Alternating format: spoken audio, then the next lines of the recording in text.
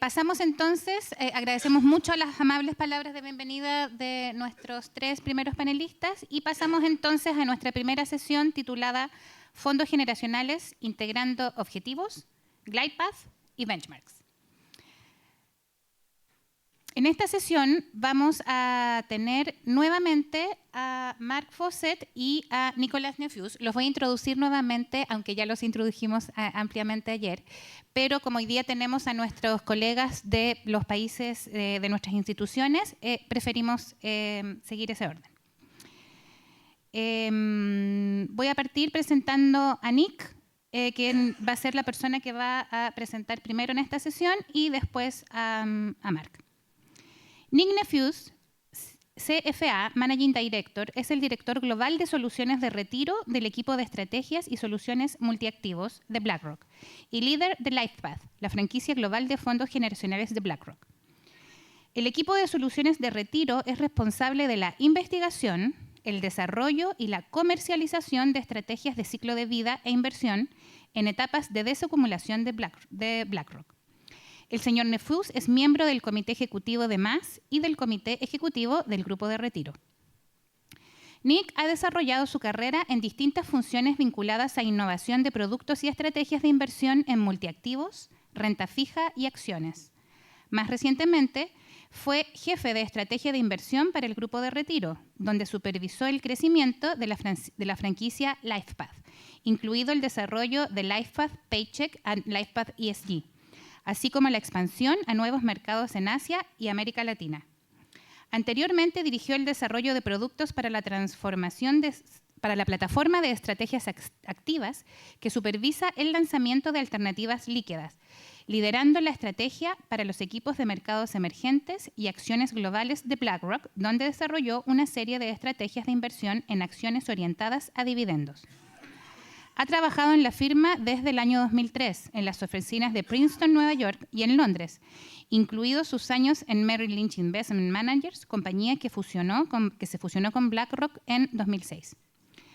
Nick Nefouse obtuvo su grado de Economía en la Universidad Estatal de Michigan. Es miembro de la Junta Directiva del Instituto de Mercados Financieros y del Consejo Asesor de Economía de la Universidad Estatal de Michigan. Nick también forma parte del comité ejecutivo de la red de veteranos de BlackRock, donde cofundó la iniciativa Best for Vets para recaudar fondos y crear conciencia en torno a veteranos que se encuentran en una etapa de transición a carreras civiles. Es mentor a través del programa American Corporate Partners y entrena a juveniles en Nueva York. Dejo entonces con ustedes a Nicolas Nefouse. Nick.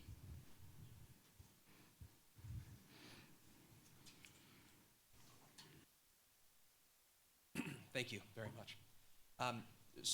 Thank you very much for the time. I have loved being down here for the last couple of days. What I wanted to do today is we talked a lot about target date funds, and there's a lot of talk of target date funds yesterday and in the meetings we've had subsequently. But just having a target date fund is not sufficient. So what I wanted to do is go through more of the technical parts of how we manage target date funds and what makes target date funds successful. So this was the last slide that I had yesterday, and I think it's a really important slide to start off today with. And the point that I made yesterday was there's this idea of everybody is moving from a defined benefit plan to defined contribution. And what I would argue is that's actually not what's happening. What you're seeing go on now is it's this rise of professionalization. So just having a defined benefit plan or just having a defined contribution plan is not enough. What we need to do is start thinking about how do we professionalize these plans. What's made many of the markets successful, which are using life cycle models or target date funds, is they're being run by professionals. So the professionals are choosing the asset allocation. The professionals are choosing the rebalancing. The professionals are choosing the risk management systems, which I'll talk about in just a second. That's really what we've seen happen. What we're seeing in more of the markets that have had defined contribution for a long period of time is we're now starting to professionalize retirement. Retirement specifically being the decumulation of assets. In my opinion, that's the goal of all of these plans. It's not to just maximize wealth. It's to have somebody live a stable retirement where they're spending similar amounts of money in retirement than they were during their working years. So that rise of professionalization is bringing things in like insurance products and how do we manage insurance products within the context of a life cycle model? How do we bring in alternatives? The idea of providing kind of retail-priced alternatives into an institutional target date fund is not ideal. So we have to think about how do we professionalize the selection and management of alternatives. So to me, it's not this progress of DB to DC. It's this rise of professionalization. What I'll talk about a bit today is how we professionalize these portfolios and how we manage these specifically around risk and how we think about returns overall. So one of the things that struck me, I actually added this slide late, one of the things that struck me is a lot of times we still talk about target date funds in terms of risk and reward. So when we think about investing, again, I made this point yesterday, we always think about how much return I can get per unit of risk. When we're building a life cycle model, which is what a target date fund is, there are many other things that we have to consider other than just risk and return. And this is what's going to drive the outcome of the asset allocation. So when you think of a target date fund, think of a target date fund as a completion portfolio. We have to think about how the individual is going to earn money over their lifetime. The biggest driver of their outcome is their wages and how much of those wages they're going to be able to save. So we have to incorporate things like their income profile. In some markets, we have a bequest motive. Those are very lucky markets. I was in Australia recently. They have a big bequest motive in Australia. So even though people have lots of money at retirement, they often don't want to spend it because they want to give it to their heirs. That's not the same case in all the markets. Life expectancy is very important. Risk aversion is very important. We run target date funds in Japan. They're very risk averse in Japan. Therefore, you have completely different asset allocations. Savings rates are going to be important. There's some nuances here like loans outstanding, which are not applicable in all markets. In the US, we see large amounts of company stocks still owned in plans. That's going to adjust the target date fund. So target date funds don't just operate in isolation. They have to operate in this wider ecosystem. I spent a fair amount of time on this slide yesterday, but this is what we're trying to build. We're trying to build up this model and then understand how to immunize your retirement liability over time. The completion portfolio is the target date fund. That's how we get the growth, and that's how we manage the assets. I didn't talk about glide paths yesterday. There was lots of talk of glide paths, and there was a comment that was made, which I found interesting, which is there was talk of the regulator creating a single glide path. The reason why we added this slide in here is you see a number of different glide paths that BlackRock manages around the world. And that's because we have different inputs here. Gets you to different outputs. A glide path is an output of a life cycle model. It is not an input into retirement. This is just the residual. After we put in all of the information, then the glide path comes out. So what you see is very different outcomes within different markets. If you look at Japan, sorry, move over so I can see the colors. If you look at Japan, which is in red, that's at the lowest level. This is a huge level of risk aversion and a very high savings rate. So if I have a risk-averse population who saves a lot, we can't take lots of equity risk. You look at the markets towards the top, US, Australia to a lesser extent, Canada, United Kingdom, very big equity culture, very high amounts of risk-taking, particularly when people are young. All of these things have to be considered into the portfolio when you're designing these. And by the way, none of these are right or wrong. A lot of this comes down to preference. So in the US, where we have a very healthy target date market, the spread between different glide paths is high, and the market then chooses where they want to take the risk within their careers. This is just a hypothetical asset allocation. We chose the UK, even though I'm from America. I try to use as many non-US examples as I can because I've learned in my global travels, nobody likes an American coming in to tell you what's going well in America. So this is the UK, and this is what we're doing in the United Kingdom. And what you'll see is a similar glide path, though, to most of these markets. More growth assets when young, and then we diversify into more stable asset classes when old. The objective is to maximize growth when you have lots of time and lots of savings, and then you want to minimize uncertainty as you're becoming closer to retirement. Behavioral finance becomes very important when you're moving closer to retirement. The other thing I like about this one is we're starting to implement more illiquids in our UK glide paths. So this has more of the unconstrained approach. The US gets a little bit tricky with the regulations on illiquids. But the idea of this is showing you how we would allocate differently over time. It's not just the glide path. What we're actually doing is linking the asset allocation directly to the life cycle model. So it's not a two-step process where you have a glide path and an asset allocation. So one of the examples is our inflation protection. One thing we know in the UK and the US, as well as in other developed markets, wages outpace inflation for young workers. For older workers, they don't. So what happens is those wages provide us with more insight in when to take inflation protection. So when wages start to lose to inflation about mid to late career, that's when we want to start incorporating more inflation protection. But one of the questions that I was asked in some of the prep work that we were doing on this is, how do we measure success of a target date fund? As my boss likes to say, he likes to tell me that I can't judge you on a 40-year outcome. And that oftentimes is what happens with target date funds. When you talk to target date fund managers, they'll say, well, this is long-term, don't worry. This is long-term, don't worry. Well, eventually that catches up with you. So we designed this for a lot of our client meetings. This is going to be mostly US data, I think, is what we've put in here. But this is how we look at whether or not the target date funds are successful in the US market. And this is where when we talk to our investors, investors will always have target date funds that outperform our target date funds and always have target date funds that underperform. So how do we know whether we're doing it well? And we broke this down into 3 different categories. Whether or not our realized returns are in line with our expectations.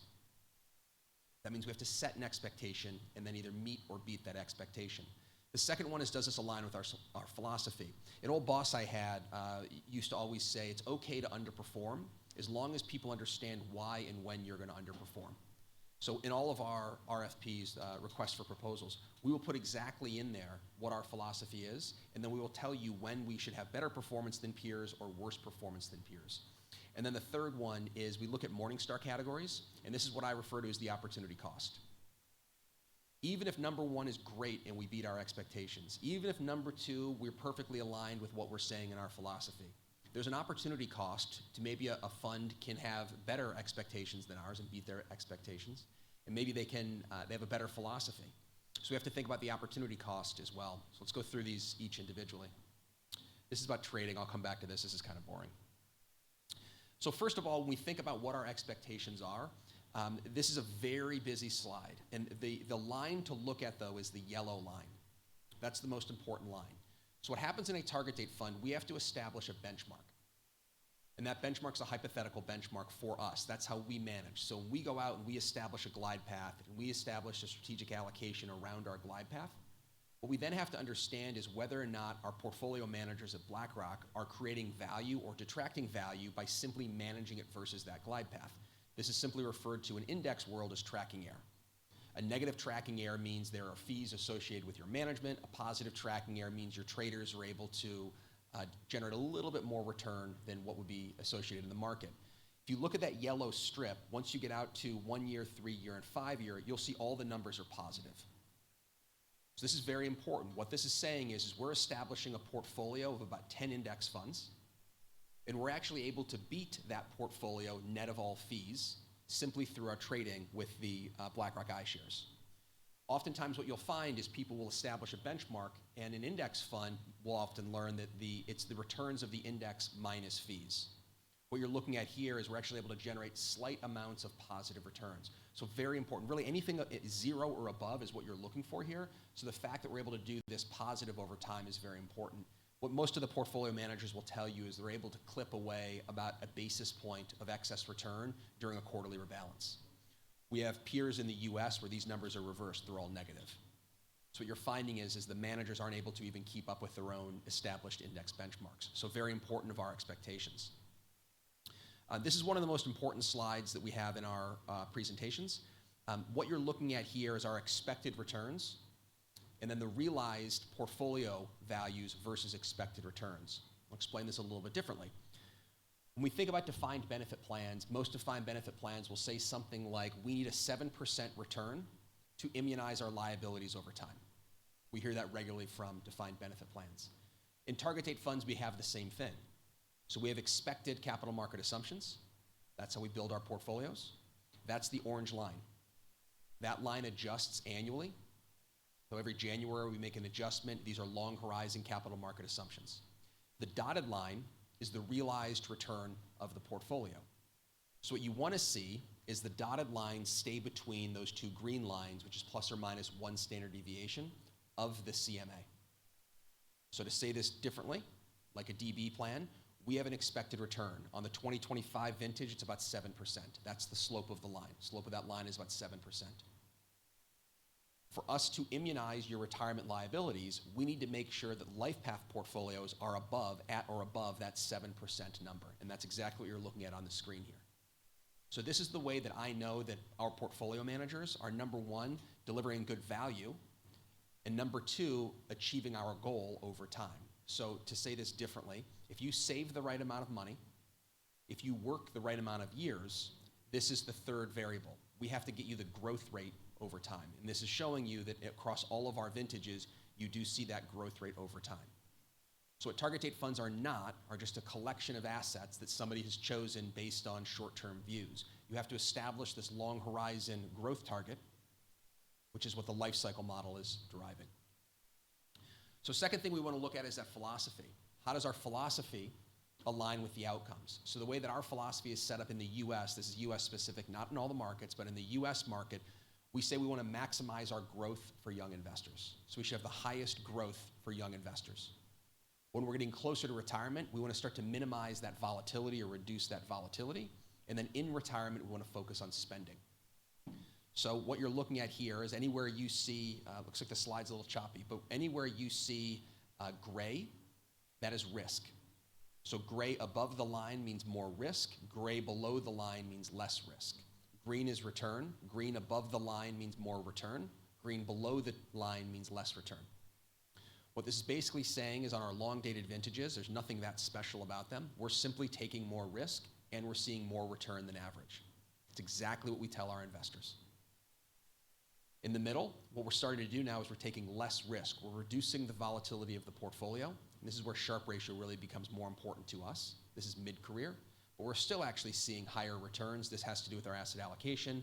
And then in retirement, we're significantly more risk-averse than our peers. So this is the relative conversation. So in our RFPs, we talk about this. If we underperform in our long-dated vintages in a bull market, that's a big problem. If we underperform in a bear market in our near-dated vintages, that's a big problem. But we establish this within our marketing narrative so people understand the portfolios. Let's go to this one. The other one's say something similar. But what this then looks at is relative to our peers. So we talked about how do we manage versus our own expectations, how do we manage versus our own narrative, and then finally, how do we manage versus our peers? What we're looking at here are rolling 1, 3, 5, and 10-year returns. So not just the trailing. We look at all rolling 1-year periods, all rolling 3-year periods, and what is our percentage hit rate relative to the average peer? So this is the opportunity cost. So what this says, on a 10-year view, LifePath has outperformed 90% of all rolling 10-year periods versus our peers. So this is the opportunity cost point that I made earlier. So we're thinking about how we manage these portfolios. It's not just a target date fund is better than a balanced fund. It's understanding how is your target date fund built to be successful. Let me pause there and see if there's any questions. Please feel free, siéntanse libres de interrumpir. Esto es mucho más relajado que las sesiones que estuvimos ayer. Si tienen preguntas entre medio, no tengan problema en levantar su mano. No es su mano, lo que tienen que levantar es el acrílico, ¿ya? Lo ponen así, para que yo lo pueda ver. Y el público, nuestros compañeros que están sentados atrás, también hay un micrófono inalámbrico donde pueden hacer las preguntas. John y Octavio.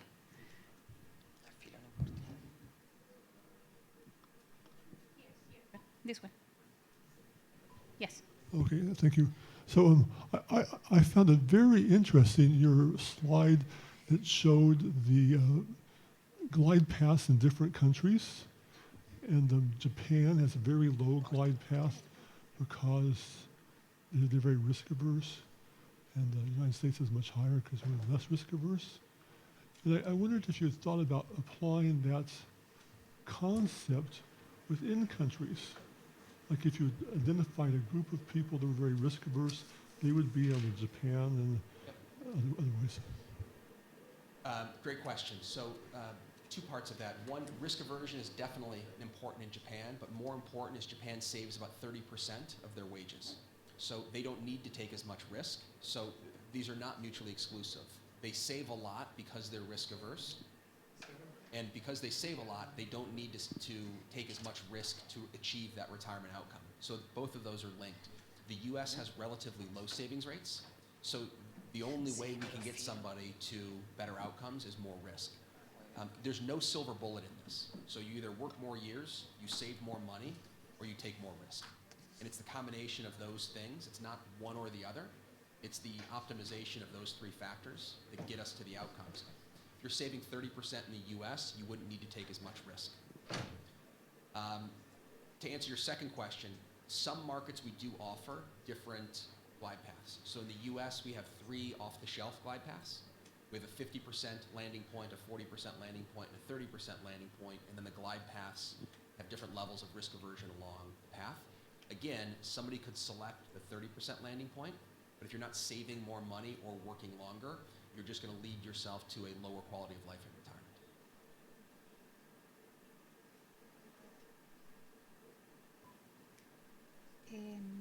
Seguimos ahora con Octavio y le sigue Manuel García y después Mike.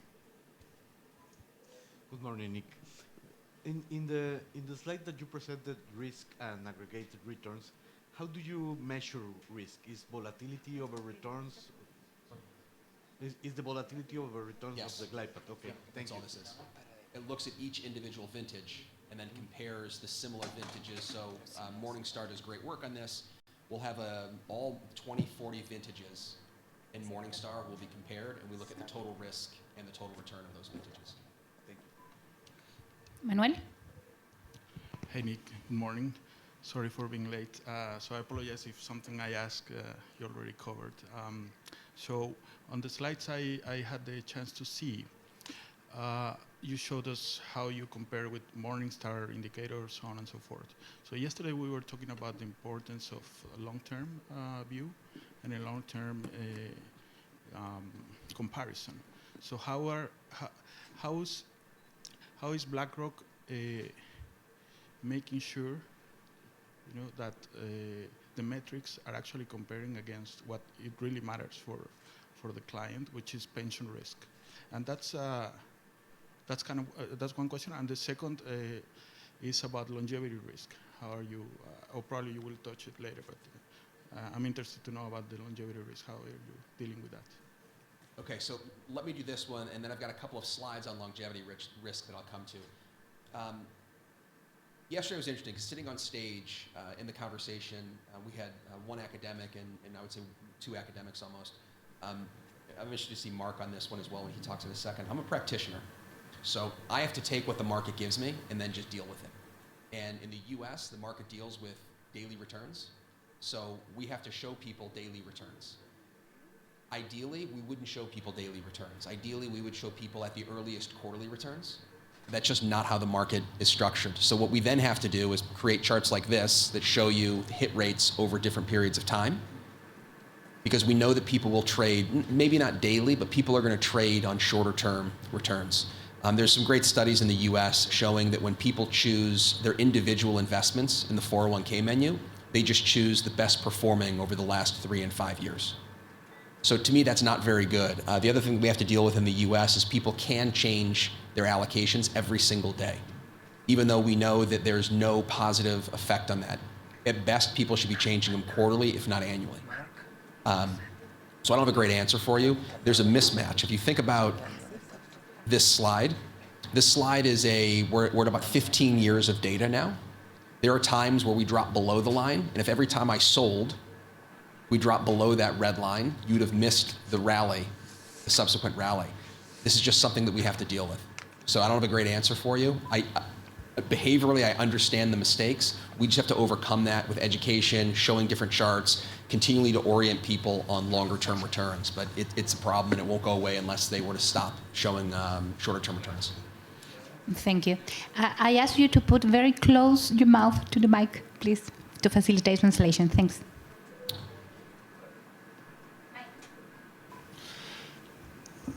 This is a real question and also a bit of a hint to the people in the room. I totally agree with your professionalisation comment, and that's the professionalisation of risk management by investors. In various countries, and I can speak to the UK particularly, we're seeing professionalisation of asset owners, Now, this is a rather strange thing to say in a country that isn't quite sure that asset owners and investment managers are different. What do you see, and I'm going to ask Mark the same question after he's spoken, what do you see around the world to encourage the professionalisation of asset owners so they make better choices of suppliers? I mean, it's happening in the UK. We're consolidating. You'll know the various markets.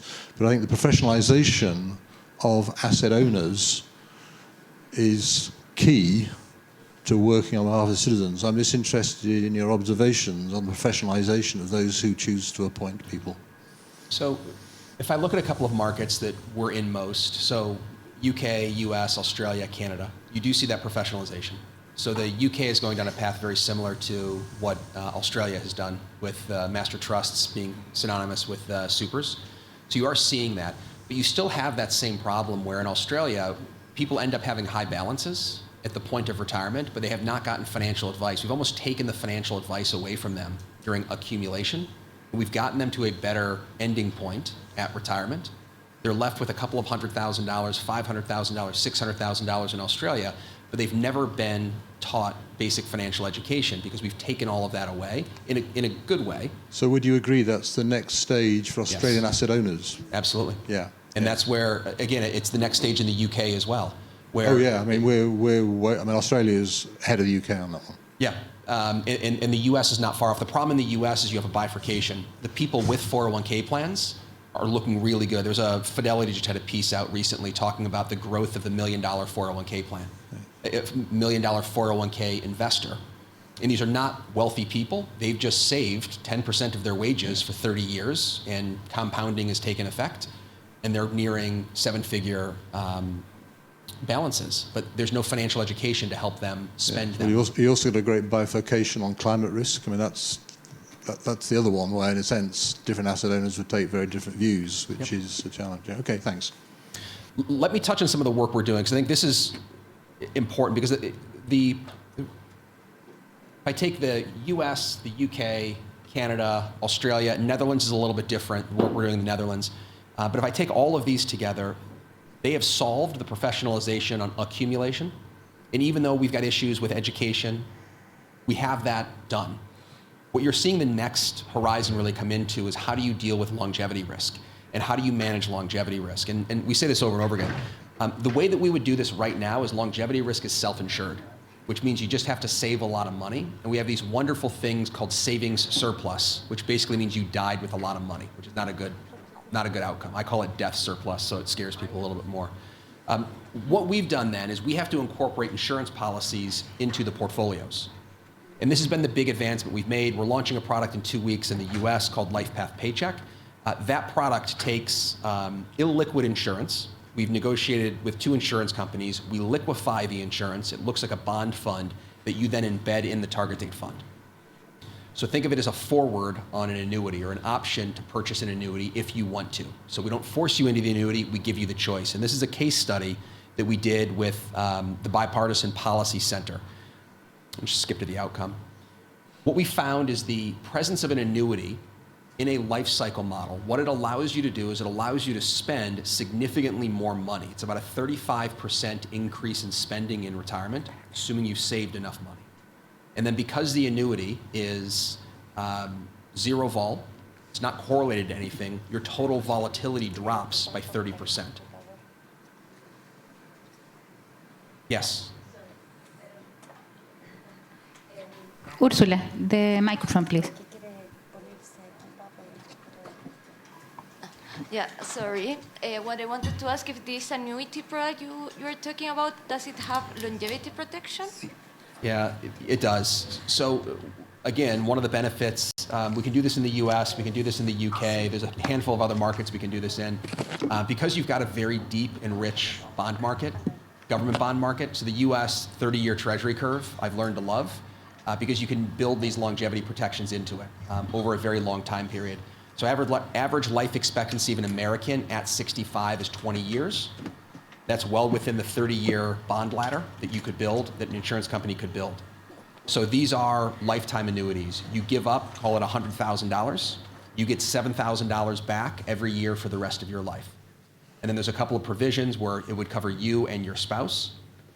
It could cover you for a minimum of 10 years or as long as you live. So what we've done, go ahead. Because usually, what I have heard a bit about the annuity market in the US is that it kind of it's very expensive because a few people buy annuities, so people that buy them are the one that lives the most. How does this matter with this kind of product you're embedding in these target date funds? Okay, so this is where we've got a couple of papers on this that I can send over. The annuity market is like saying the investment market. So there's good investments, there's bad investments, there's cheap investments, there's expensive investments. There's different types of annuities. This type of annuity is, it's called a fixed annuity. It looks like a bond. These are not particularly expensive to operate, and they're very simple to operate. The more expensive annuities are called variable annuities, and they're called fixed indexed annuities. Those can get to be more expensive. This is a very, very simple annuity. There's problems with it, but it's a very simple annuity to offer. So we can offer this without any increase in fees within the target date fund. And we can offer this with liquidity up until the point that you decide to annuitize with that longevity, that lifetime guarantee. The pooling on this is fairly straightforward as well for the insurance companies. So it's not, they do use different annuity curves, different mortality curves. So the assumption is somebody that's buying an annuity will live longer. We don't find that as a major cost when we're building the annuities. Most important though, and this is the most important thing, when we implement the annuity into the spending, unless somebody's going to live a short life, less than 10 years at the point of retirement, there is almost no case where you're worse off owning the annuity in conjunction with the rest of the portfolio. Remember, this is only 30% of the portfolio in the US model. This isn't 100% of the portfolio. So 70% of your assets are still liquid. We're taking 30% of the portfolio, which provides this spending floor. When you do that, what it allows us to do is remove some of that money that we have to provision for you later in life on the possibility you're going to be alive. I don't have to do that anymore. I can take that money and I can now fund that to somebody in their mid-60s to their mid-70s when I know there's a very high probability of them being alive. So it makes the problem much easier for us to solve. There's a lot of information though. I'll send you the paper. Thank you. We have 2 more questions, and we have 10 more minutes for your session. You're fine? Perfect, yep. That time? Okay, Yep. perfect. So Manuel Garcia, and then Mike Clark. So a quick question then. So if I understood correctly, you say in that graph that with this new product, there is a decrease in volatility that I can understand perfectly because you are introducing the fixed annuity, Right. and then an increase in spending. That sounds like a free lunch, although you commented very fast. Provided that you increase your savings. So what are we then talking about here? Are we talking about an increasing savings and therefore you get your results? Or what happens if people don't increase their savings? That's one. And second, I mean, over time, even fixed annuities will increase in price, right? Because longevity will keep increasing, so on and so forth. So what's your view about that? Okay. I mean, the longevity mortality tables are part of the pricing of the annuity, right? Yeah, the biggest driver of the annuity price is going to be the U.S. bond market. So with the bond yields going up, they've overwhelmed any change to the mortality tables. So this was not particularly good 2 years ago when you had very low long rates in the U.S. The biggest driver of the price is the spread duration, is the credit spread, and the 20 to 30 year U.S. Treasuries. So you say the numerator, the denominator effect is higher than the numerator effect. Yeah. But that depends on indeed rates keeping, Yeah, high. absolutely. Right. I guess that's your view. That's fine. Yeah. Just trying to understand the logic. The more people that buy these, the cheaper they'll become as well, because the pool gets bigger and the insurance company gets averages better. The less people that buy them actually makes them more expensive. But let me go, the first question you asked I think was really, really good. I want to make sure this is clear. The point I'm making on the savings, if you haven't saved enough money at retirement, there's very little I can do. So you have to have saved enough money at retirement. So if somebody gets to retirement, we'll use US dollars because I know them very well, and they have $80,000 in their retirement savings, I can't help you. I can't help you. So unless you saved, my point was, unless you've saved enough money to have a lump sum big enough that I can take the annuity and make it worthwhile. Go ahead. No, sorry. So low, what in the UK call, how do you call it? The small pots. The small pot problem would be probably an issue. Yep. So the small pot problem we solve differently, which is Social Security. The age of claiming Social Security, and it's the same way with NSP in the UK. Every year you defer Social Security, very similar to the UK, you get a bump. So in the UK, I think it's 5.8% is every year you defer Social Security. The US, it's a little bit different, but call it 6% in the US as well. So for the individual that has not saved enough money, what they're going to do is they're going to live on Social Security. For the individual who has saved enough money, what we're able to do is take that asset, take 30% of the asset, we can turn that into the guaranteed annuity. They will get paid for the rest of their life. Some of the work we're now doing is called Social Security optimization. So what if I can get you to defer Social Security 1 or 2 years, get an extra 12% in Social Security? This gets a little bit more tricky, but let's go through this. Let's go to the UK. Mark, we should have a conversation about this later. What we're looking at in the UK is something different. So what we've talked about was a product in the US. This is the same outcome now that we're doing in the UK, but what we're doing in the UK is we're breaking apart the product. And we're breaking apart the product into 3 different outcomes. We're looking at the liquid assets, we're looking at how to optimize state pension, and then whether or not it makes sense to buy a fixed annuity. One of the problems we're finding in the UK is because of some of the tax regulations in the UK or the tax provisions in the UK, you can withdraw, is it 25% of your assets? 25% of your assets tax-free. So what a lot of target date fund managers are doing or investment managers are doing is leaving 25% of your portfolio in cash late in life.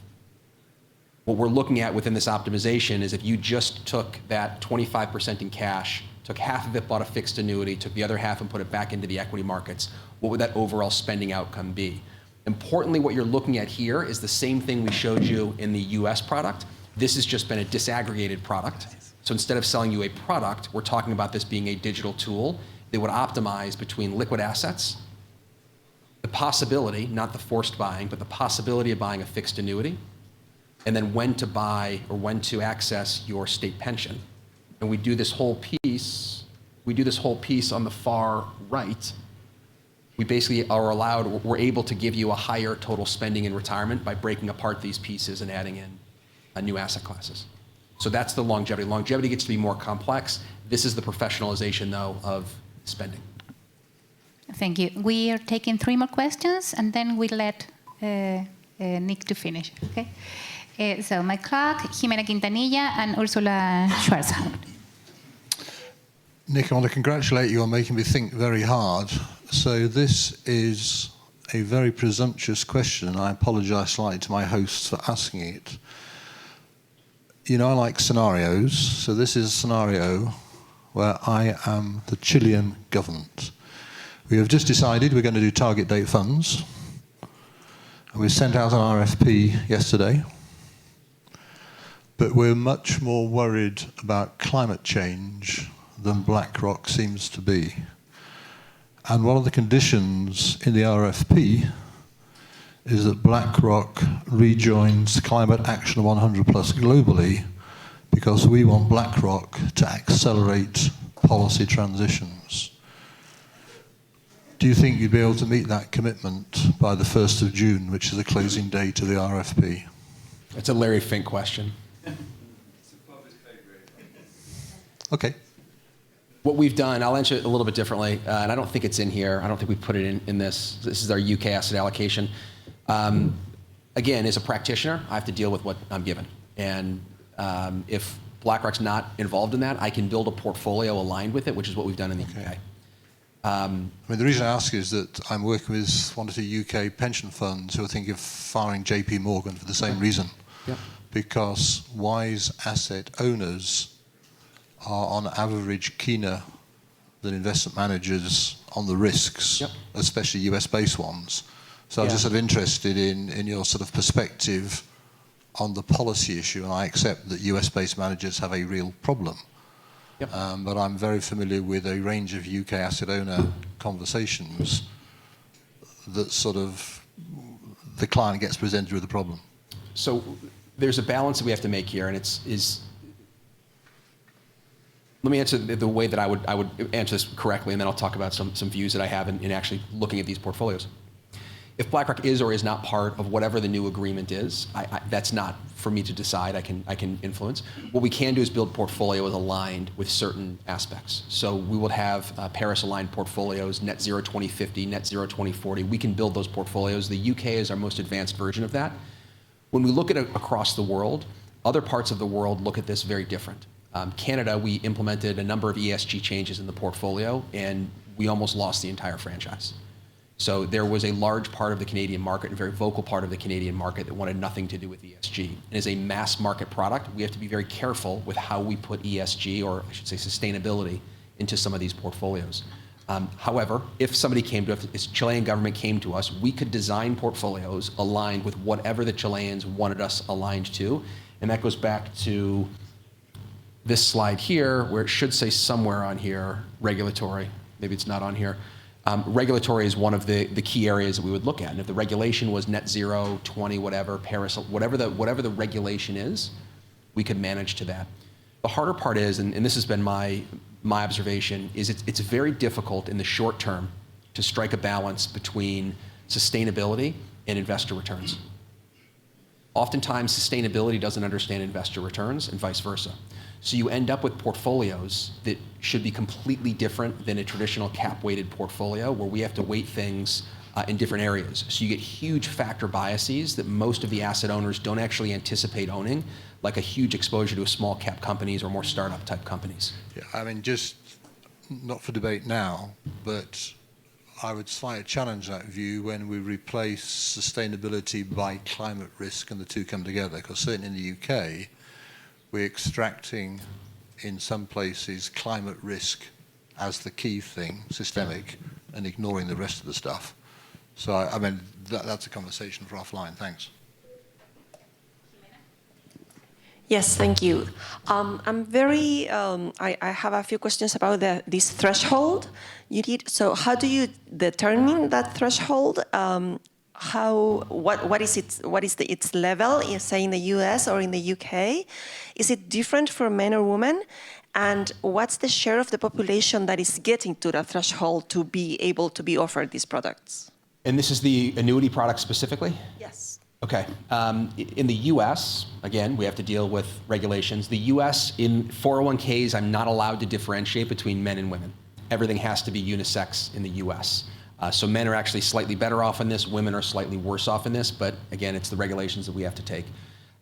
So the threshold, if I think of the threshold, everybody would get 30% of the annuity at the point of retirement. That would be the amount that everybody would get. And we've learned at this point, we've not given people the choice of more or less. It's either do you want it or do you not want it. The choice comes into when I can take it. So it's any time between you're 60 and 70 years old. There's a couple of different choices about, do I want to cover my spouse or just myself? But what we found is if we take the 30% and we provide any choice around it, people will not take the annuity. So if I say 30% is the default, but you can go up to 50 or down to 0, people get very nervous and they say, well, this is confusing, I'm not sure, I don't want it. If we just say 30%, you can do it. There's a workaround to the system. We're not publishing it, but the people that really wanted more or that really wanted less, they can figure that out. As far as what is the income level, there's a separate paper that I can send to you in terms of the actual account balance. I don't have a great answer for you. And the reason why I don't have a great answer for you is a lot of it depends on what the individual wants to earn from the annuity. Think of the annuity paying out right now about 7.5%. So we'll keep my math simple. We'll just say it's 7% payout. If somebody has a $100,000 balance, is $2,100 a year good enough for them to take the annuity, divide it out by 12 months? We've put that in front of some people and they said, yes, absolutely, I like that, a couple $100 guaranteed for the rest of my life, I like. Other people would say, no, I'd rather have the $30,000. So I don't have a great answer.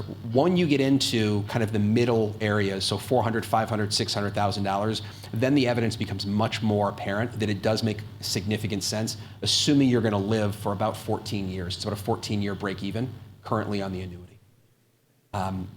My personal view is people with smaller balances, they're going to live on Social Security.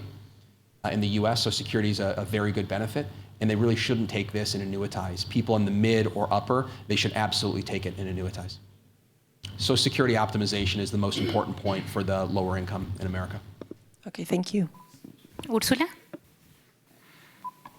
Okay, so now I'm curious about how at BlackRock you are looking at big demographic trends and their effects in returns, because more or less what Manuel was talking about, there's have been a falling trends in return, and our generation will return in a world very different with a lot of people retiring and a lot of population in the world, so return are going to go down, or that's what we're anticipating. Do you have any views about that? And the reason, it's an I don't know. There's a book that was written, I think it was 2020, 2021, by a British gentleman named Goodart, I believe is who wrote it. He argued that you're going to see this different return paradigm happening. I've read a lot of these things over my 20-some years, and they sound great, and I'll talk to you in 20 years and let you know if he was right. So if you look at the experience of a lot of these markets, Japan flies in the face of this. If you think of what's going on now with AI, it could completely change this. So yes, demographics are very important. Yes, you can track demographics to very long-term returns. I wouldn't bet portfolios based on demographics, solely based on demographics. I think there's a lot of areas where we'll continue to see returns. I think the bigger risk, frankly, is debt than demographics. Thank you very much. And just to add something to that, when you talked about expected returns, so what do? You do it like a band chart of options, like worst case scenario given history, or you have another way of so we looking run at the future? Yeah, the way that we run returns, all of our returns, I don't know if I've put anything in here on this. All of our returns are what are called equilibrium returns in our big portfolios, not some of our smaller portfolios. So the US portfolio, the UK portfolio, we're changing slightly, Canada. What equilibrium returns mean is we take very long-term views of markets. We don't try to trade valuations. We don't say this is cheap or that's expensive. We just take very long-term returns.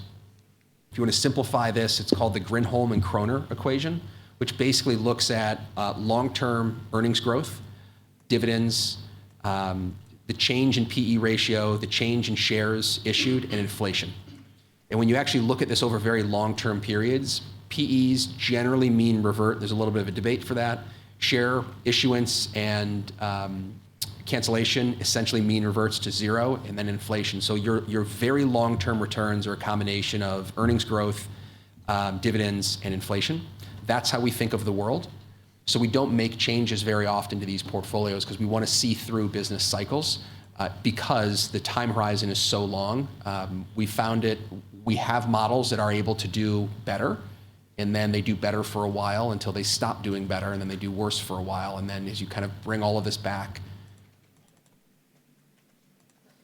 We'll let you finish now, please. I think we've covered everything. Yeah, go ahead. Yeah, but I said only 3 questions, and then we move to the, okay. No, go ahead, because I'm gonna turn over to Mark, because I think we've gone Okay, last way questions, over. and then we move to the next. Okay, my question is very simple. When you talked about annuity, you talked about the life expectancy. This annuity covers until life expectancy or afterwards? Because in our country, the problem is that some people live more than life expectancy. And that's where we have the longevity risk. Right. So the way the annuity in the US is done, it's until I'll kill me in the example, not you, until I die, that's how the annuity works. So the way the annuity is built is they pool many people together. The insurance companies are very good at mortality tabling. If there's one thing they're very good at, that's what they're very good at. Average life expectancy in the US is about 20 years, half of the 20 years at 65. Half the people will die earlier, half will die later. The people who die earlier fund the ones who live later. So this would be until the end of life annuity. Some annuity products are not built that way. A lot of that has to do with the bond markets in the specific countries. The bond markets aren't long enough to hedge that risk that the insurance companies have. But they're specifically, these are longevity annuities. So let me just summarize very quickly, Mark. There's no more slides. I'll just say this. The point I made, target date funds are not sufficient. We have to build in the benchmarks, we have to build in the peer groups, the peer awareness, and the risk management around target date funds. The simple build of a target date fund is not sufficient. It's all the other parts that go into the target date fund. That's the first thing that I would leave you with. The second one is think about the professionalization, not DB to DC, but the professionalization of all parts of retirement. Your objective is not to launch target date funds. Your objective is to help individual Chileans reach retirement and be able to spend consistently through retirement. Thank you. Thank you very much. So quickly, I will introduce Mark Fawcett. Mark joined Nest as CIO in 2008 to design and shape Nest's investment strategy and has been responsible for investment at AUM. I have grown from £0 to more than 37 billion pounds. In 2019, he became CEO of Nest Investment, an FCA-authorized investment subsidiary of Nest Corporation, while relinquishing from the role of CIO in 2023. Mark has been an investment manager for over 35 years and has managed money at a variety of institutions, including the head of Japanese equities at Catmore and CIO at American Express Asset Management International. Mark has an MA in Math and Philosophy from Oxford University and an MSc Management from the London Business School.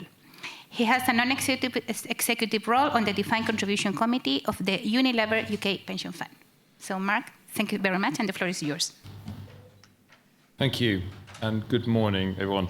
So just want to make clear something that sort of Mike talked about earlier, was the difference between asset owners and asset managers, and this varies greatly by country. So the UK and Australia, the pension funds are run largely by asset owners. So Nest is an asset owner. We have 1 million employers that use us, and we choose different managers to manage the different asset classes, and we have it's trust-based, so we have a fiduciary duty towards our members to deliver the best possible outcomes, and the Australian super funds are mainly set up in that way as well.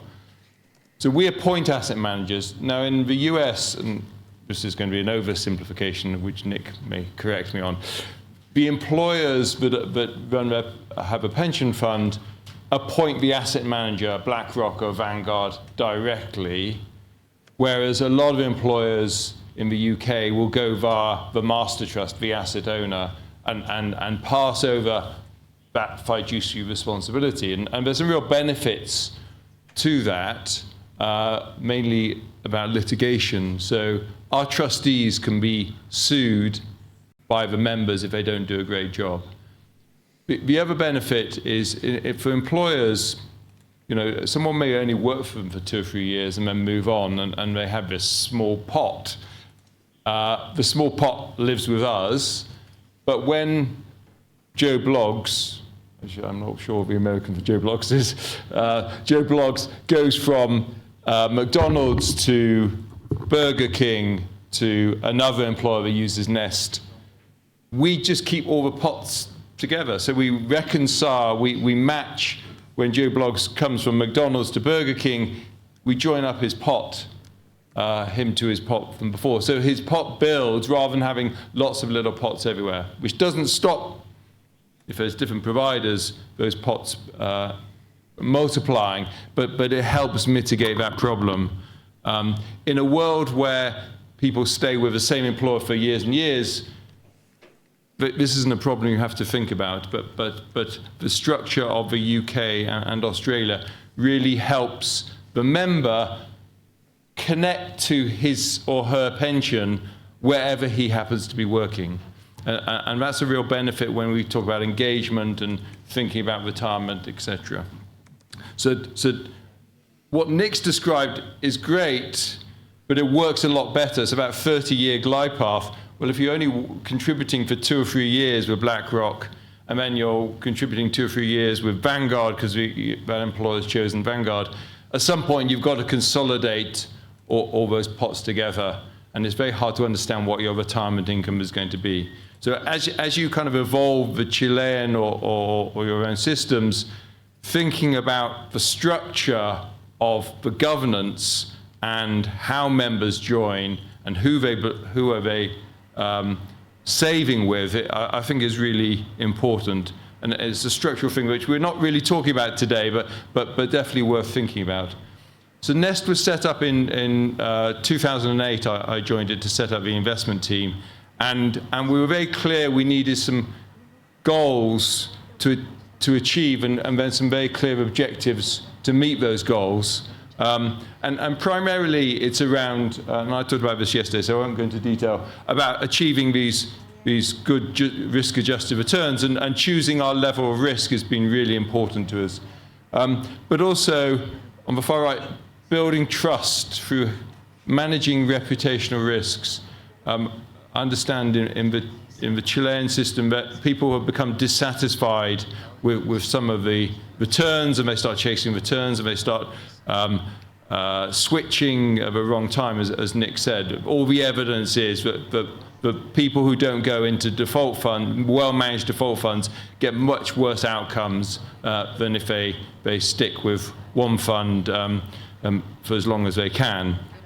So building trust right from the start for Nest has been important, and that's why we invest sustainably and responsibly, which I'm not going to be talking about particularly today, but it's really important to make sure that members want to keep saving, I guess.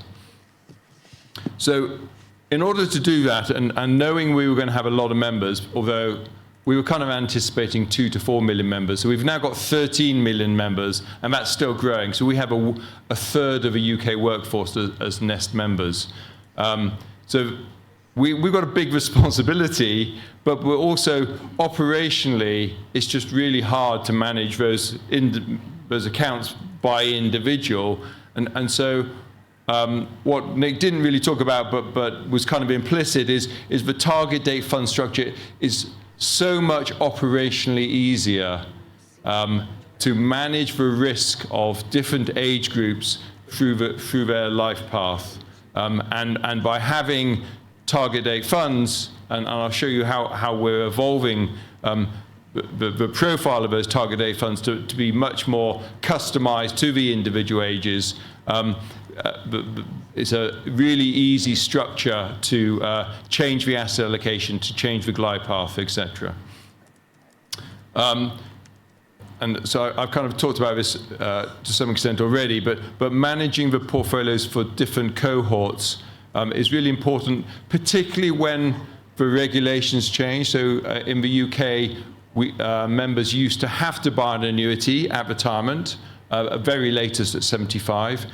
The rules have changed, so now they can invest through retirement, and if we've got time, I've got a little slide about how we do that.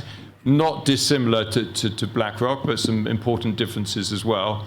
And therefore, changing the glide path was very easy for us, because we just did it for the 10 funds of the people who were kind of approaching retirement. So the way we designed it was this 4 phases. And this is a little bit controversial, but if we start with a growth phase, so that's where most people spend most of their time.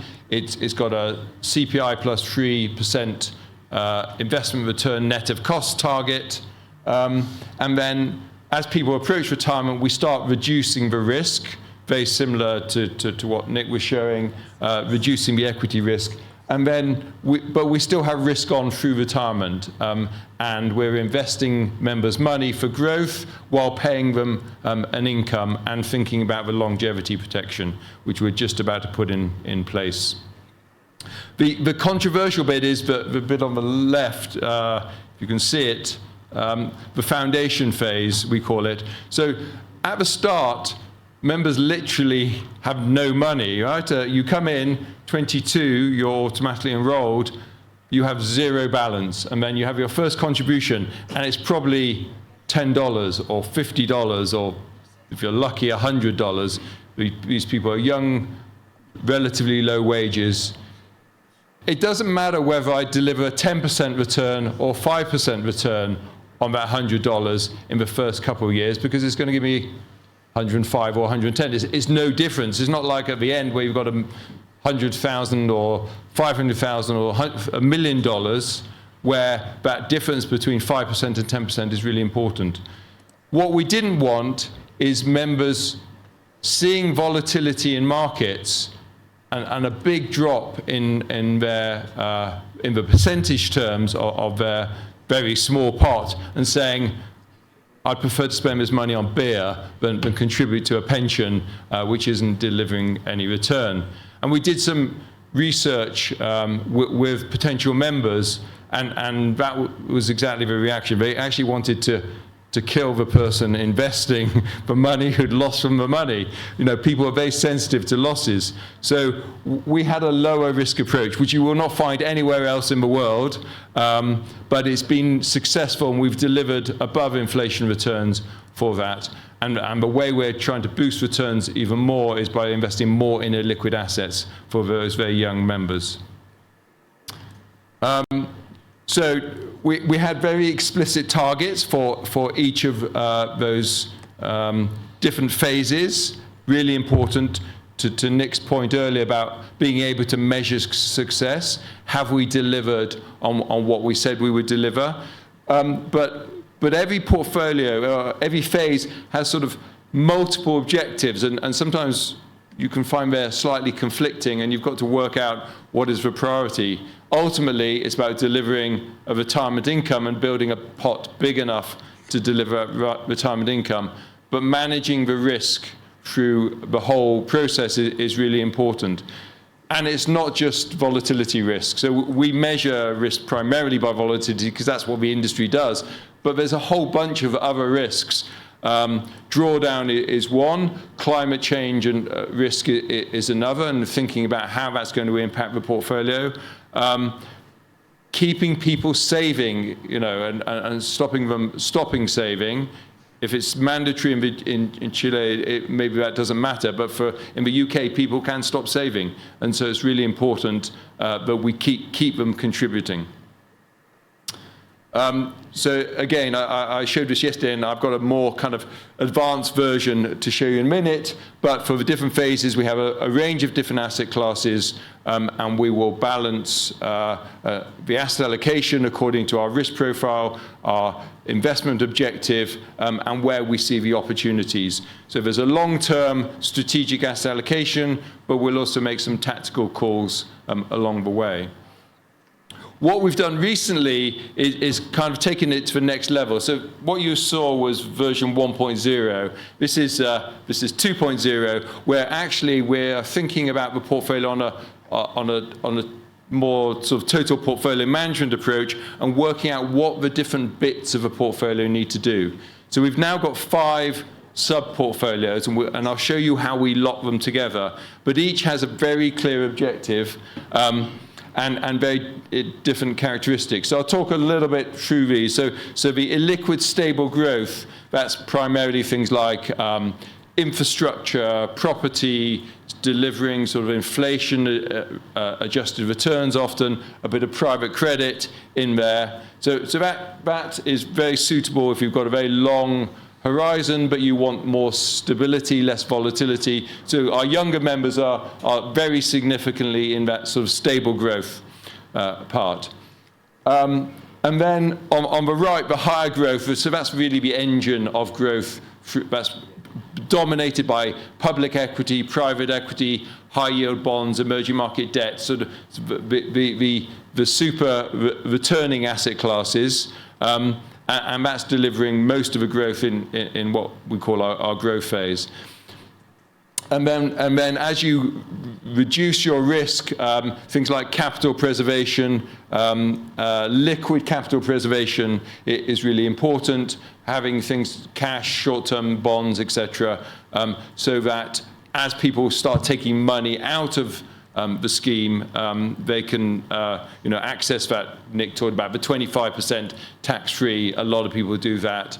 A lot of people will take some money out at retirement to either pay off their mortgage or decorate their home or whatever. So having the availability of liquidity towards the as people approach retirement is important, as is generating an income. So we have some specific income generating assets, things like property, income funds, bonds obviously can deliver that income, private credits, great income generator.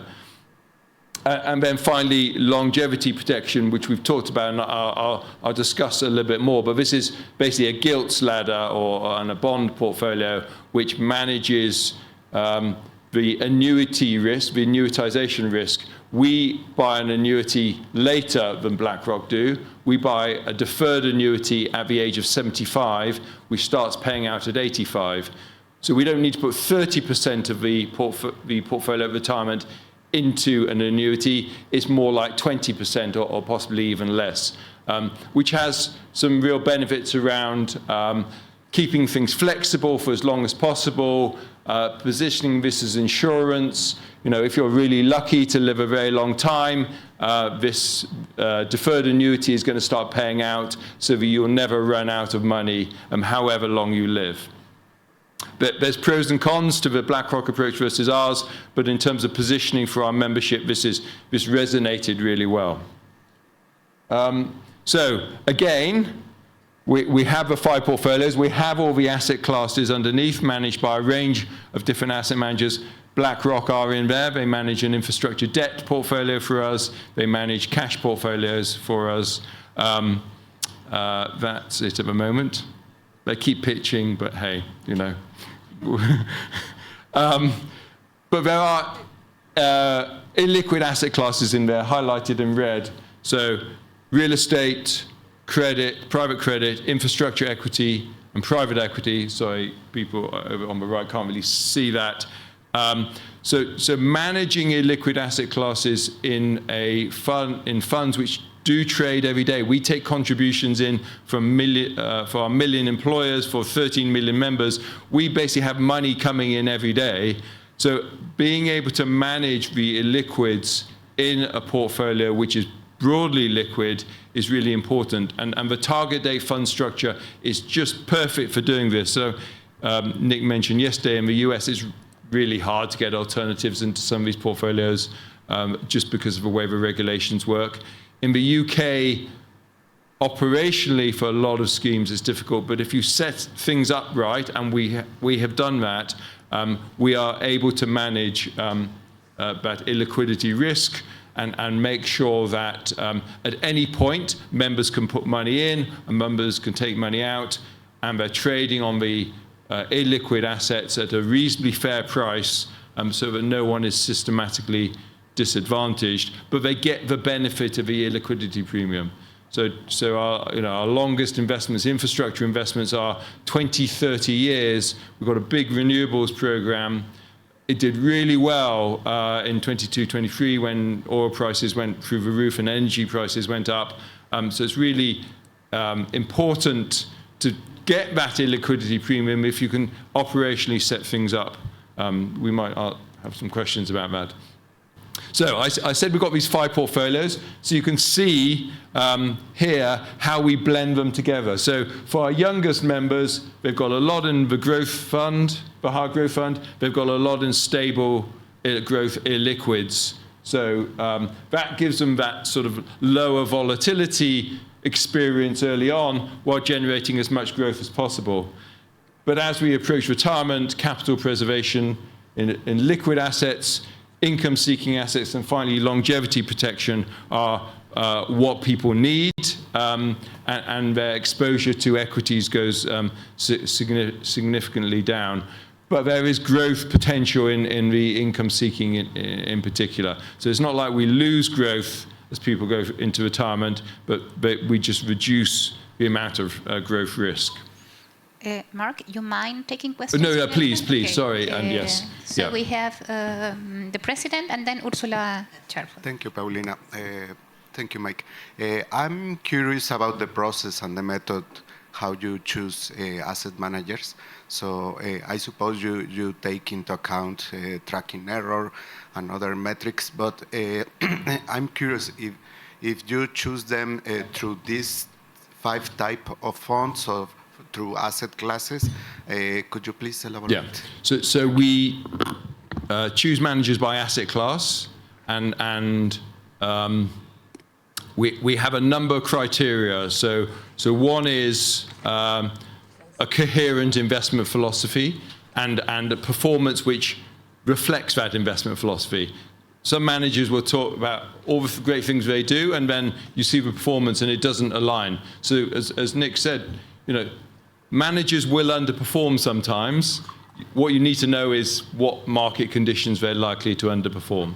So that's the first element. Secondly, it's got to be a robust business. So most of our managers are people that you would recognize as big asset managers, a few smaller boutiques, but with sufficient resources. And then the third element is sustainability. So responsible, sustainable investment is part of our, we say part of our DNA. It's a very strong belief that our managers need to be able to manage the risks of things like climate change, but not just climate change, just manage ESG risks generally, and have evidence of that and evolve it. So we've only fired one manager in 15 years, and that's because they refused to evolve the sustainability strategy. So basically what we are looking for is fees. Sorry, I should have mentioned fees. We are renowned for being very low payers, right? We pay no performance fees on our illiquid assets or our liquid assets. But because we've got very strong cash flow, we can negotiate very good fees. It's very valuable to managers to be getting that cash flow.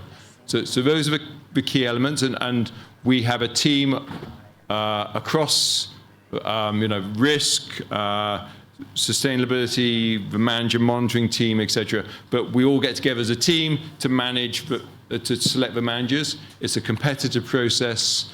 It's very hard for the managers, but we've got all our managers bar one are outperforming, which is unheard of for a consultant like Willis Towers Watson. They would love that sort of success. And do you have any, for example, ranking that could be useful in terms of knowing,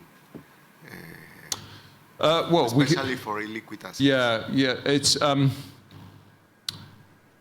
mean, we can tell you who we use and why we use them, but often it's the price negotiation gets rid of 75% of them, if not more. A lot of managers, particularly in private market assets, want to be paid a performance fee, and they won't change that mindset. So, if you're paying 2 and 20, which is typical for managers, the performance has got to be that much higher, right? To get a good net return. So because we're paying a lower fee, we don't need the very best manager. What we need is a manager that's going to deliver us top quartile returns, net of fees. And if the fees are low, that's a lower bar to return. So that's kind of a critical part of the selection process. Thank you. Ursula, followed by John Turner, and then Mike Clark. Okay, thank you very much. I am curious about how you manage the asset allocation when you're targeting to people that have different type of the accumulation products. For example, annuity, program withdrawal, a lump sum, that you need more liquidity. Yeah. So you have a mix with different objectives. It's a great question which we've been grappling with. So we have 2 retirement products. One is what we call our nest-guided retirement fund, which is a combination of a growth portfolio, cash to take out as an income, and some longevity protection. And to Jimena's question earlier, the bar to get in, the level to get into that product is only £10,000, so about $13,000 US. So, but obviously the income's really small. It's about a 6% yield, something like that. And then people got a pot smaller than 10,000. We expect them to take as cash. So they go into a very liquid fund, trying to match inflation not guaranteeing it, but trying to match inflation. So if they leave their money there for quite some time, as some people do, they forget to take it out, or they don't need it now because they're still working, then at least they're trying to, not losing money in real terms. So what we want to do, which we haven't done yet, but one of the schemes in Australia has done it, is 10 years out, is actually separate the glide paths. So you look at the people who are likely to have a pot more than £10,000, and their glide path de-risks slower than the people who we know are likely to take cash. So that's quite a big decision for our trustees to take, but you have to better predict, but it should be fairly easy to predict most people. It's the people on the border we have to make a decision about. But splitting glide paths to have more optimal de-risking and at retirement outcomes is a challenge, but is one that we think is important. Thank you. John, please, followed by Mike Clark. I agree with you that low fees is a really important issue. And I was just wanting to ask you, in basis points, what do you consider to be low fees? Okay, so our fee level is fixed by government. So we have a 30 basis point AUM fee. So annual management charge, 30 basis point annual management charge to our members. And included in the 30 basis point is all the administration and the fund management. Right? So until recently, my fund management budget was 12.5 basis points. So not everyone has to be under 12.5 basis points. So what should I say? A private markets fee would typically be somewhere between 30 and 50 basis points. A semi-passive or systematic equity fund is going to be, less than 5 basis points. I can't tell you how much exactly because it's secret, but is that sort of public markets clearly cheaper than the private markets. What we don't pay is 1%, 2% carried interest, etc. I'd like to build on Mark's comment about sustainability to the question from the President. One thing that's beginning to happen is not just looking at the investment product, but actually the business model of the investment manager. So I sort of gently disagree with Mark that we're not talking governance, because I think a lot of the investment issues become governance issues. So, for example, and I go back to my comment about climate action 100+, I'm working with one pension fund that is thinking of firing JP Morgan because they left Climate Action Plus. In another case, I was a non-executive director of an asset owner for about 4 years, and we think at the time, to persuade BlackRock they want to be appointed, we think we helped BlackRock sign up to Climate Action 100+, which they've now split. So I think one of the developing themes, and the reason I'm saying this is I hear a lurking thought of an asset owner thinking about how to appoint investment managers, which I think is a growing theme of mine in Chile. So I think the actual business model of the investment manager and whether that sufficiently accommodates not so much sustainability, but climate risk that finance generally is doing very badly with, as I'll comment on this afternoon, but actually thinking, does this investment manager's business model do enough on climate risk and opportunity for me to consider them? So it's moving up from what's this fund, what's this product, what's this mandate, to what lies at the heart of the investment beliefs of the investment manager. Now, I mean, to Nick, that's more a European view. It's a view that's very challenging in the US because of the politics. And I suggested that Larry Fink, a few years ago, had 3 choices of business model to keep losing clients on both sides because they're a bit upset about being in the middle, or splitting the business into 2, or saying what he really thought, which we know. And he sort of chose a variation of option 2. So I think this is this is part of the professionalization, I would argue, of asset owners becoming very wise about the process of citizens' money, which they steward, which they then give to managers, which then invest in companies and come back to affect the citizen. Yeah. But so I just offer that as a build on Mark's comment. Yeah, and it's not just climate. So we look at the culture of the organisations we invest in. We didn't appoint one manager because they had a very high-profile sexual harassment case, and then the CEO sort of doubled down on it rather than try to resolve it in a way that satisfied us. So culture, the diversity of the team, cognitive diversity, gender, etc., to enhance good decisions. So there's a whole range of things, but trying to keep this succinct, I was not going to go into all the detail. Okay, yeah. We have 2 more questions, and then we let... How much time you need? I'll take as much time as you like, but let's do the questions. We have still 15, 20 minutes, so it's okay.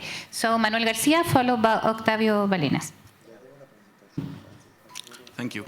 How does the longevity protection works? Yeah. It seems like a deferred product, right? Yeah.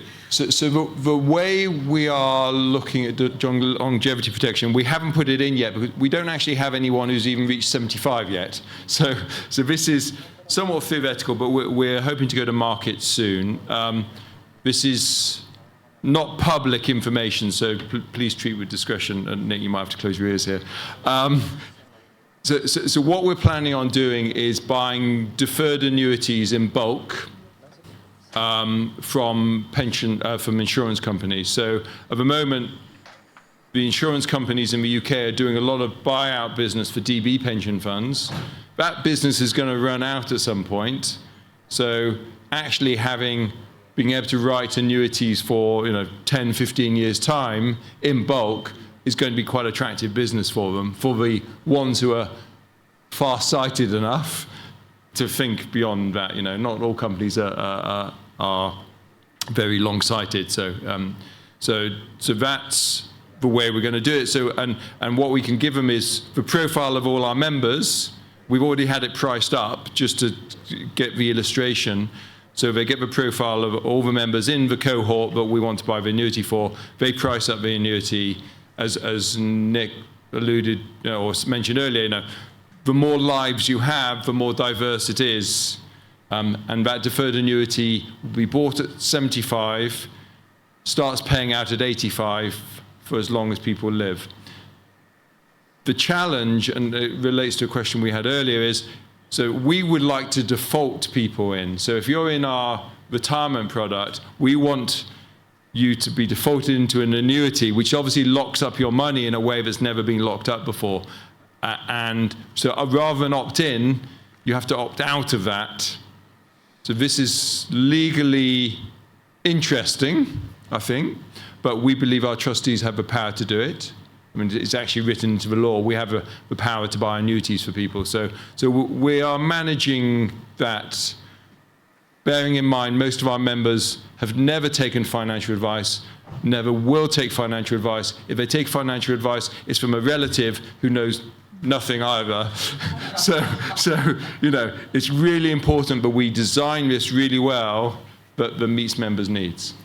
So can I just follow up very quickly? So are you worried that if it's not mandatory or default, if it's not a default, you'll get a selection and then must be priced? Yes, so the selection bias is, well, it's an issue on 2 counts. So one is if people opt out of it, why are they opting out of it? Do they know they're going to die soon?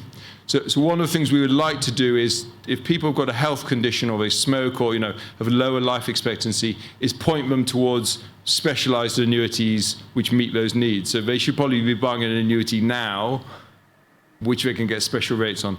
The other selection bias issue is, we think this is a great product. We designed this product in 2015, but haven't been able to fully implement it for reasons too complex to go into. So rich people will see, oh, this is a good product. It delivers growth. It's low cost compared to most of retirement products in the market. I get some longevity insurance. I'll put £1 million in, right? Those people are going to live longer than most of our members who are on minimum wage or low wages. So our poor members will be subsidizing our rich members. So we need to think about how maybe we cap the size of people coming in. And that cap will rise as balances grow, but so that's an issue which we really care about our members and the fact they are lower paid, and the financial services industry does not generally deliver good products for lower paid people. The last thing we want is for rich people to be taking advantage of that. Octavio, and we continue with the presentation. Thank you. Good morning, Mark. I will try not to deviate too much from the GlidePath discussion, but I was very surprised by the figures that you mentioned you pay on alternatives, 30 basis points. So my first question will be, you're accessing brownfield infrastructure and real estate funds, not private equity, I suppose. And also, how do you access those funds? Through UCITS, AEFs, or to GP-LP normal agreements? So it's a combination, right? So our first move into real estate was through a big fund, but because it was a big fund already, the fees were relatively low. And real estate tends to be cheaper anyway. So it's UK direct property, big fund, which we're part of. And with that manager, we've negotiated some other deals on the side because we're a big client. We get special deals. Then in infrastructure, we do greenfield and brownfield. So our renewables program is building new wind farms and solar farms, but also buying operating assets. Infrastructure price fund management fees have come down a lot, so we're able to access that. Private credit, and so that's a combination of co-investment and funds. We seeded a couple of new funds. Private credit are basically LP structures, but for funds of one. So they're separately managed accounts for us. We help seed a couple of products for private credit managers, but basically, again, we went to the market and said, look, you're going to be getting £100 million a year from us, possibly more if you do well.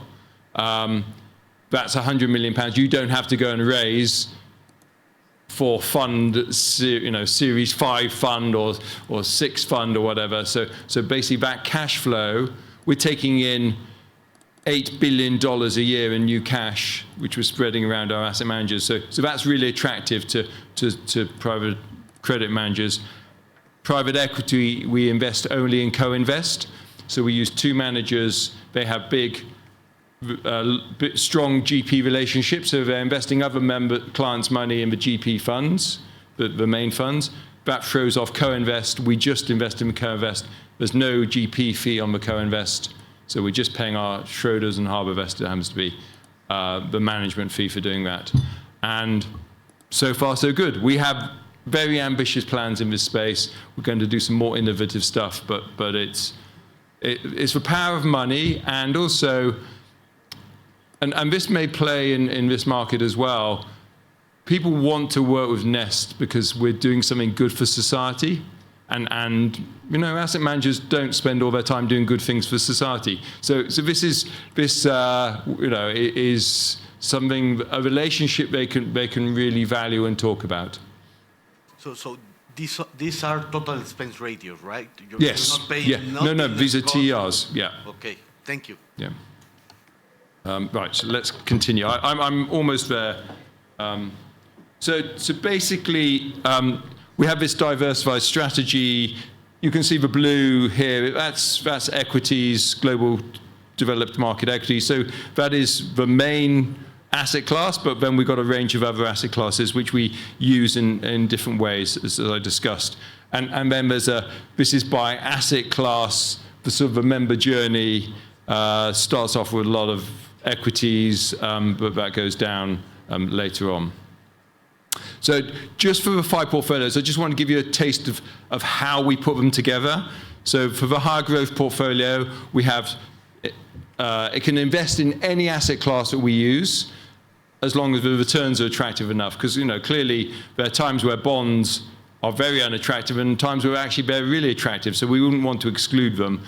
In the high growth portfolio, so we put together, the top line is the official frontier with no constraints, and the red line is the efficient frontier with cost constraints and some asset class constraints, how much we can put in any individual asset class. So slightly lower, and then we just map out all the possible portfolios, and this is higher growth, so we're choosing a portfolio to the far right to maximize growth relative to risk. But we do that for all 5 portfolios, and clearly the risk dimensions on an income portfolio is different to the risk dimensions for a growth portfolio, and that's a problem we are working through at the moment, rather than to say we've solved it. But making sure those 5 portfolios are as optimal as possible is really important to getting the good outcomes, particularly as we are taking less risk than your average master trust, which I'll show you in a moment. Just two important more slides. So this one I showed yesterday, having this internal market for liquid assets is vital operationally, so that as members approach retirement, they're not trying to sell their private equity or their infrastructure into the market. We've got lots of cash coming in to absorb those assets with our younger and middle-aged members, so people are able to reduce their illiquid assets without any frictional costs. And then this is the final one, so apologies. So basically there's an organization that looks at performance, risk-adjusted performance for all the big master trusts in the UK, so the multi-employer schemes like us. So the red dot here is the top 10 providers. So you could view it as our competition, or basically the market, really. That must have 90% of the assets, at least in the DC market. And this is where we are. So we're delivering above average returns at significantly lower risk, so volatilities along the bottom. Now, that's what our board wants. That's where they want us to be positioned. So Aviva up here, one of our competitors, is clearly going for high growth at high risk. And that's fine. You know, you choose your place in the market. Nick was talking about that yesterday. Our membership, we know, have less risk capacity and less risk tolerance than a lot of employees in the UK. They've got 30% lower average earnings, and the challenge is actually, are they contributing enough? But Social Security or state pension will provide a significant underpin to their pension, and the Nest pension will be a nice top-up so they can afford to switch their heating on, so they can afford to buy presents for their grandchildren, not to buy yachts. Our market is not about buying yachts. So by blending the portfolios as we've done, as using illiquid assets as we've done, by not being fixated on how much equity we can get into the portfolio, we've positioned ourselves in the market in a higher Sharpe ratio than pretty well everyone in the market. So, and that's exactly where we want to be. We could leverage this portfolio and get right up there, and that would be an efficient portfolio, but it would obviously be more volatile. And at stress times when we have people like Liz Truss as our Prime Minister, it could get a bit exciting. So, so that's, I think that's the main thing. We do have this retirement product, which I can talk about a little bit more, but basically it's about generating a regular income, as Nick was talking about yesterday, and having the longevity backstop for if you live longer than 85, and that allows you to spend all the rest of your money right up to 85. You're not trying to hang on to that little bit of extra money because you don't know whether you're going to need it or not. It's really having some sort of annuitization in there at some point really makes a difference as Nick's sum showed earlier, between being able to spend your money efficiently in retirement or having far too much money at. We don't talk about death at Nest. We talk about the end of retirement. So it's. It's true. That's all I want to say. Thank you very much. Yeah. We have 10 minutes for discussion, and already we have 3 questions. Ursula, Octavio, followed by Manuel Garcia. Well, first of all, I really like the philosophy of Nest of keeping the hard decision out of the people. I think you have really nailed it there. I'm very envious. I was wondering if you have built an indicator of the performance of the funds based on the cost of a pension or the stream, the constant stream Nick was talking about, the constant purchasing stream. We have, but it's still under construction because we haven't got the longevity bit in place. So until we start actually buying deferred annuities, and we've got a good model for pricing them. So that's the bit we're working on at the moment, is how do we price those deferred annuities? So how can we then work out how to calculate the likely income in retirement? The UK regulations are very strict about how you illustrate future income, and they're completely unrealistic. They just make no sense at all to certainly any practitioner. And I think it's misleading as a result. So people used to be able to choose the level of return they were assuming to deliver the income, irrespective of whether they invested the money in that way or not. So the government wanted to crack down on that because people were obviously just pretending they were going to get 7% returns when they were likely to get 3% returns. But as is the way sometimes when regulations are drawn up, you solve one problem, but you create another problem. And that's what's happened in the UK. Fortunately, most people don't read those statements anyway, so it probably doesn't matter. But sorry, apologies. It's okay. So Manuel, and then, no, not anymore? Okay, so Rosario, please. I have 2 questions. First one, very simple. You said that you have, let's say, like a clearing system for illiquid assets internally. I wondered, how do you evaluate those assets in order to change it from one TDF to the other? Can I answer that first? Because yes. I might forget that one if you did answer next. So the way we do it, we have regular valuations for all the private market assets. Bear in mind, so we've got a 20% target, we're going to 30%, but the private market assets aren't all correlated anyway. But basically what happens is we get regular valuations, but there's a lag, which we know. But if there's a significant market move, so the indicator is if equities drop 20%, we'll have a look at or go up 20% very sharply. We'll look at our private equity portfolio. Do we need to revalue it? So an example would be, say tech companies crash, so the Magnificent Seven crash. We don't have very much tech in private equity portfolio at the moment, so we might not need to revalue it. It's only the tech companies are going down. If it's the whole market coming down, then we should be revaluing our PE portfolio. So we'll override the official valuation until a new valuation comes in. So how often do you evaluate portfolios? Yeah. So it varies by asset class. So property is monthly. That's our biggest position. Infrastructure is quarterly. We might have monthly adjustments for foreign exchange, but quarterly. Private equity is normally 6 monthly.